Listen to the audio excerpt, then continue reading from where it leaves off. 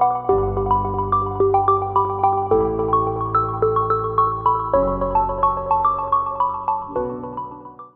there everybody, welcome to my first episode in this series of figuring out a stock's intrinsic value.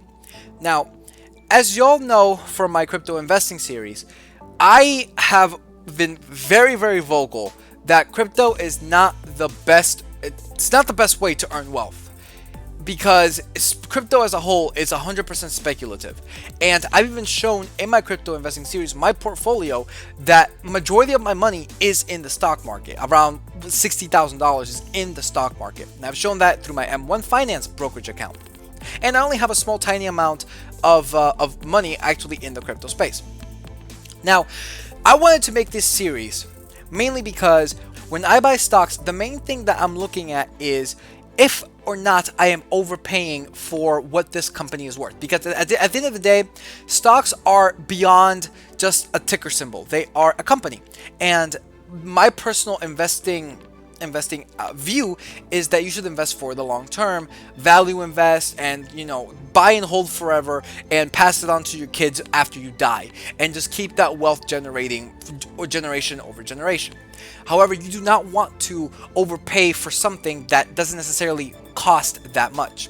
And I'm going to give an example in just a little bit, but essentially what this series is going to be about, and we're going to do one stock this episode, my favorite stock personally.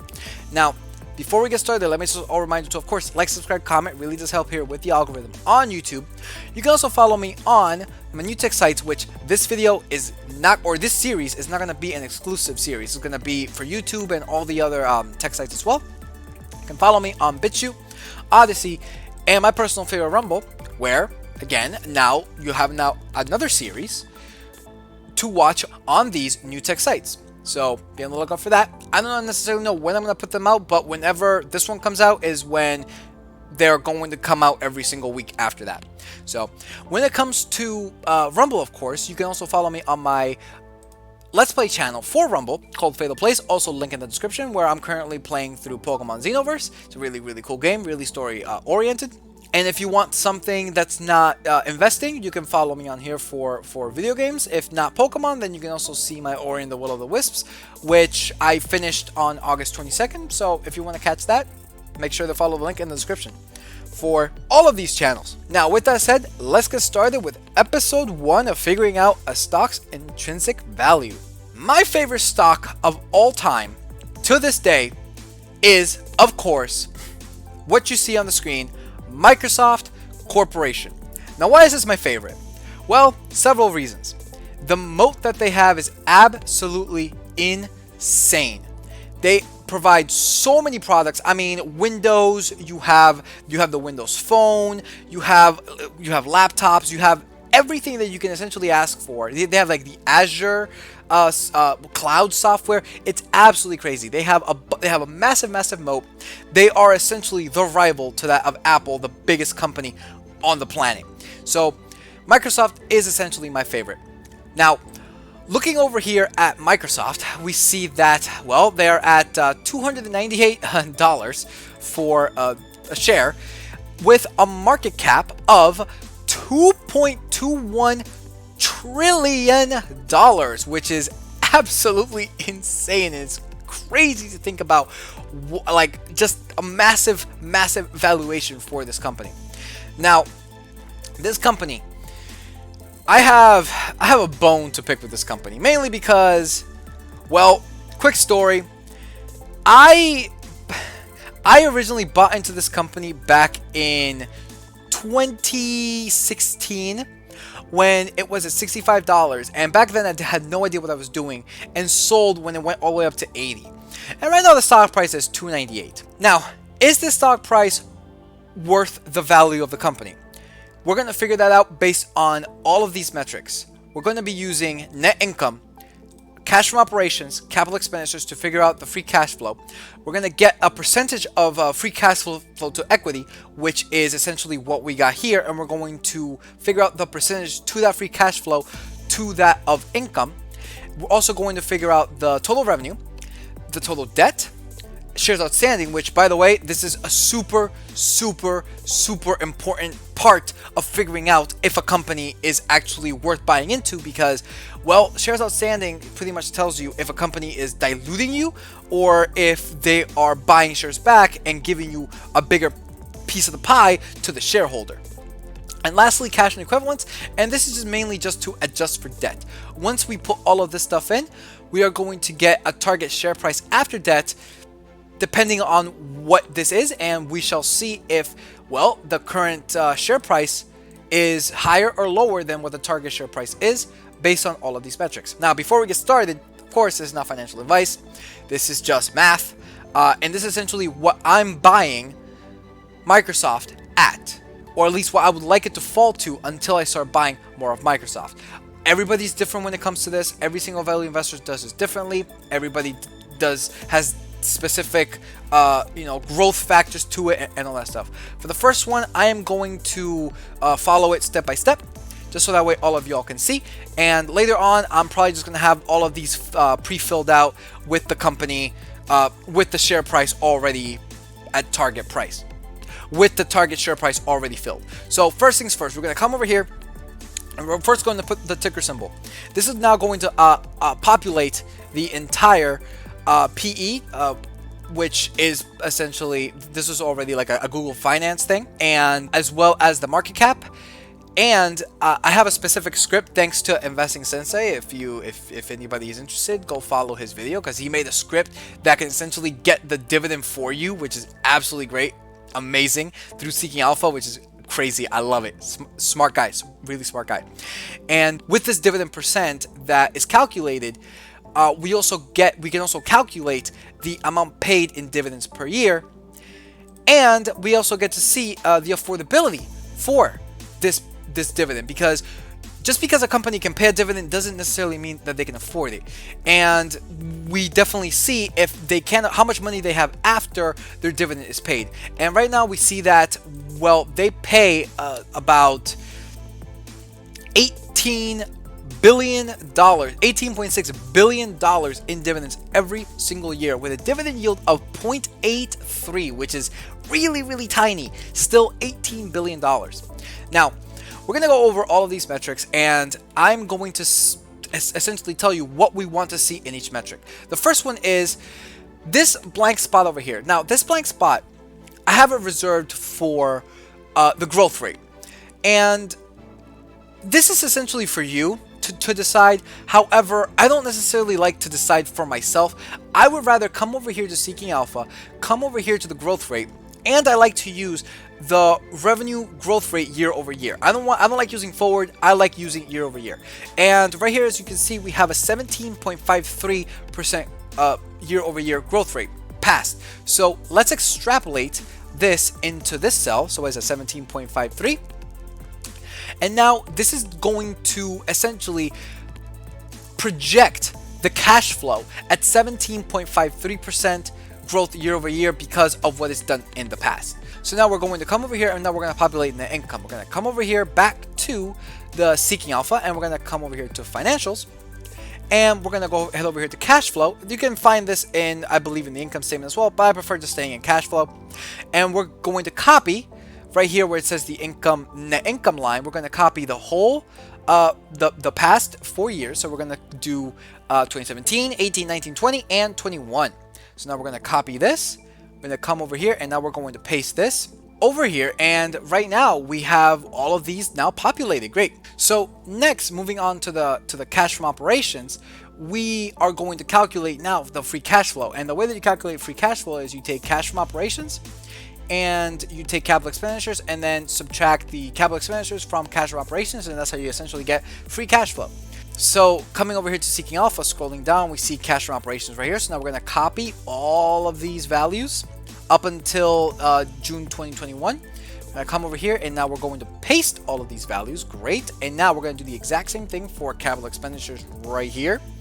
And as you can see, now once we do this, now we can essentially get the free cash flow up until the current year, which is 2020. I mean, I have right here 2020, but in actuality is 2021. Now, when it comes to net income, we want the net income of the company to keep increasing, as well as the free cash flow. We want the free cash flow to be increasing. Now, over here, as you can see, the average free cash flow is about $40.6 billion just in the past 5 years, which is absolutely insane. The fact that Microsoft is able to make $40 billion in just free cash flow. And the reason why free cash flow is important is because free cash flow is what is used to pay down debt, to pay out their dividend, to pay out like pretty much essentially everything. So free cash flow is really, really essential when it comes to figuring out the correct value, the intrinsic value for a company. Next, we have total revenue. Now, once we populate this is when we're essentially going to get the over here in columns M, N, O, and P, which is going to be the projected value for this free cash flow. Now we're going to come over here. We're going to go over here to the income statement, and now we're going to get the total revenues for Microsoft, of course, up until the most current year, which in this case is 2021. So now we're going to come over here and we're going to paste these values. And as soon as you see this, well, we see that the free cash flow has been projected into the next year, 2022, well, into 2021, which is the estimate. Again, these years right here are essentially malleable, obviously, depending on like what year you are. But essentially, next year it's going to be an estimate of $67 billion, then 79, 93, and 109 for a terminal value of about $1.8 million. Now, the way that this is projected is using the free cash flow to equity divided by the income, take this percent and essentially take the average of these percents and split it across the entire the next 4 years of the company that you want to project to. That's essentially how I got these numbers. Now we're going to come over, and of course you want the total revenue to be increasing, of course. Now we go on to total debt. Coming over here to Seeking Alpha, in the balance sheet, scrolling all the way down, we see that we have here total debt, and well, we're going to copy all of these numbers, and for this one, I am fairly certain that we can copy all of them at this point. We don't have to copy just up until here. We can go all the way up until the end. So let's do that. Let's hit copy, and now we're going to paste. And well, obviously you want the debt to go down. So right here we have Microsoft going from $95 billion all the way to $82 billion, which is really good. The fact that they have completely just slashed majority of their debt, which is really, well, they haven't slashed majority of their debt, but they're definitely paying it down, which is really good. Now, next we have the required rate of return. I am using a required rate of return of 8.5%. This is again variable depending on what you would like to do. I personally like 8.5%. Some people use 7.5. Others use slightly higher, slightly lower. I personally like to use 8.5, but that's just me. Now we move on to shares outstanding. And shares outstanding, first of all, we want this to be decreasing. And we want, the reason why we want this to be decreasing is because we want the company to be buying back shares, because the more shares that they buy back, the higher piece of the pie that we as the investors get for owning the shares that we already have. So coming over here again to Seeking Alpha, we see here total common shares outstanding, and we see it going from, well, 7.7 all the way to 7.7 billion all the way to 7.5 billion. So they are buying back shares. And copying this over and putting this over here, we can see that, well, we are actually getting a projected price right now of about $216, adjusted for debt, $205. This is not correct still, because we need to put in the cash equivalents for it. And once we put in the cash equivalents for it, this will be adjusted even further. So lastly, we're going to put now the cash and equivalents, which if we come all the way up here, we see cash and equivalents. We're going to do the exact same thing. We're going to copy all of this and we're going to paste.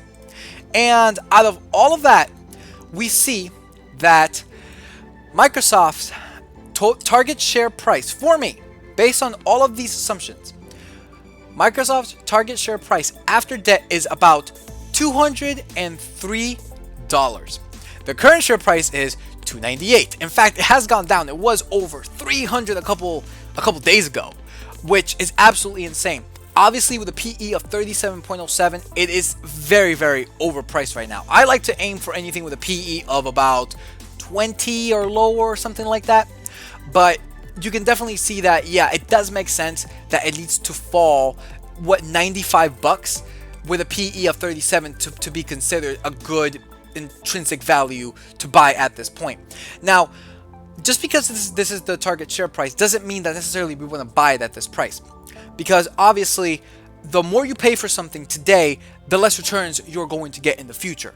So what I like to do is add a margin of safety of 5, 10, and 15%. And margin of safety of 5% is telling me that I need to buy this stock at $193, 10% $183, and 15% $173. So it needs to fall a lot. And a lot of people are going to say, oh, well, it needs to fall so much. It needs to fall over $100 just for you to consider buying it. That will never happen. Well, all I have to say is Amazon, before the .com crash, it was about $116, and during the crash, it went all the way down to $6. And right now it's at $3,000. So stocks do fall, and if they don't fall, these evaluations will go up in order to match the current share price. One of those two things has to happen. But right now, currently, for me, $298, it is way too overpriced for what the value of this company is actually worth, which is, from my calculations, it is worth about $203.88. And I mentioned this earlier in this video as well. When it comes to the dividend, Microsoft pays a dividend of 0.83, and they pay about $18.6 billion in dividends every single year. And after paying their dividend, listen to this, after paying that dividend every single year, they're left with $37.5 billion left of cash. So they can 100% afford this dividend, and even future dividend raises as well. So this is essentially why I love Microsoft. In addition to their moat, they just have they hit every single mark, except for it's just way too expensive right now. That's essentially it. As you can see right here, income is increasing, cash flow is increasing, revenue is increasing, debt is decreasing, and shares outstanding is decreasing. They can afford their dividend, and I personally think that Microsoft will be here for such a long time. They have an amazing moat. They're just way too overpriced right now. And you can bet that once this share price goes down to $203, I will 100% be buying. That essentially does it for my first episode of Stock Evaluation Series. Like if you like, comment, subscribe. And I plan to do these about once a week. Probably do one stock that I own every single week.